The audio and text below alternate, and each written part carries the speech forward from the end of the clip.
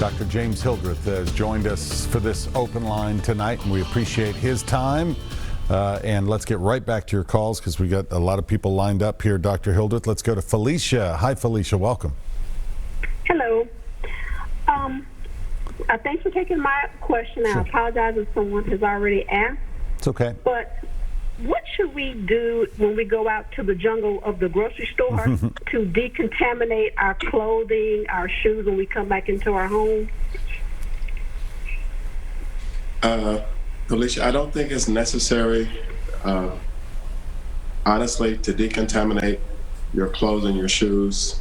Honestly, what we talked about before in terms of washing our hands, and if you're wearing a face covering, I advise people to wash your hands before you put on your face covering and wash your hands after you take it off.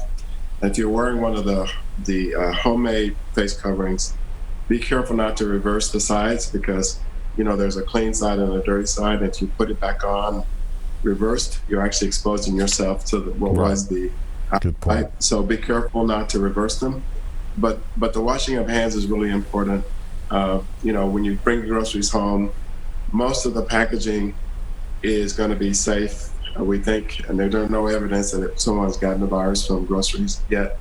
But again, after you put your groceries away, I would wash my hands, and most of the time that's going to be good enough to keep people safe. There's a lot of research going on this, as you know, and as far as we know so far, there's no reported cases of somebody getting the virus from handling the groceries when bringing them home, especially if they do the things that we've talked about.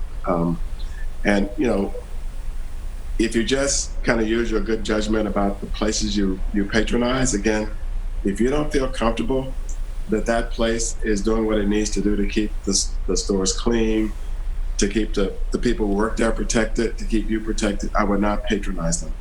But I'm really happy to see that in most of the stores here in Nashville, at least the ones that I've been into, I've been pleased to see that the people who work there wearing masks. There are people sanitizing the checkout pads and all this. So I think the businesses are doing a lot to try to keep us safe. And that's good to see. Sylvian is online too. Hey, Sylvian, go ahead. I wanted to really, first of all, thank the doctor so much for his kindness and his expressions on, how we should be kind to others out in public and really consider others. Right quickly after all this has happened, all of our Kingdom halls were shut down completely, and of course we were constantly told several times a week not to go out anywhere and just to make sure we wear our coverings and faces and gloves if we can. But I was going to ask, I have brain cancer, and I don't feel scared when I go outside, and I almost get annoyed having to wear it, but I'm just trying to be obedient.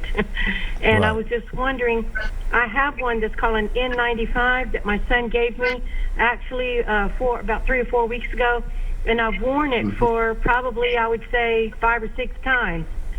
And I was wondering, since it's such a good one, I don't know if I should keep re-wearing it. Right. Good point.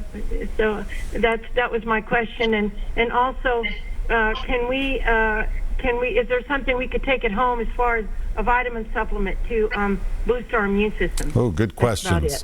We only have about 2 minutes, Dr. Hildreth, for the next break. Go ahead. So, thankfully, your son has given you one of the best masks there is. N95 is really the best you could have. And it is okay to wear that multiple times. When it starts to look frayed or get soiled or dirty, it's probably time to get another one.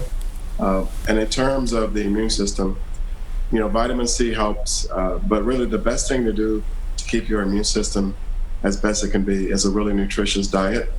And if you have a really good balanced diet, that does more for your immune system, I think, in my opinion, than taking lots of vitamin C or anything else. Just have a really good, solid, nutritious diet that really benefits the immune system. Would you also agree, doctor, that combined with that diet, some mild to moderate exercise, and also relieving stress, trying to keep everything in balance, right? Yes, stress is not a good thing for your immune system. there's really good evidence in humans and in animals as well that stress will definitely suppress the immune system. And oftentimes, when we get stressed, we'll start to have that manifested by cold sores and lots of other things. Right. So stress is not when it comes to the immune system. And, you're absolutely right. And also, I forgot to mention a good night's sleep is so important as well. Yeah. Which is hard these days for a lot of people. I understand, no doubt about it. That's Sylvian, great questions there. I didn't know that about the mask, but that's a good thing. And also not to reverse them. And if you have cloth masks, wash them when you can. Yeah. So really good points. All right, Dr. Hildreth, thank you so much. We're just about out of time. We've got one more little segment that we're going to wrap things up with, but we're going to let you go now. And sorry to those few callers who we couldn't get to, but we do appreciate your time. Keep up the good work over there. Dr. James Hildreth, president of Meharry Medical College, and we'll be back with more right after this.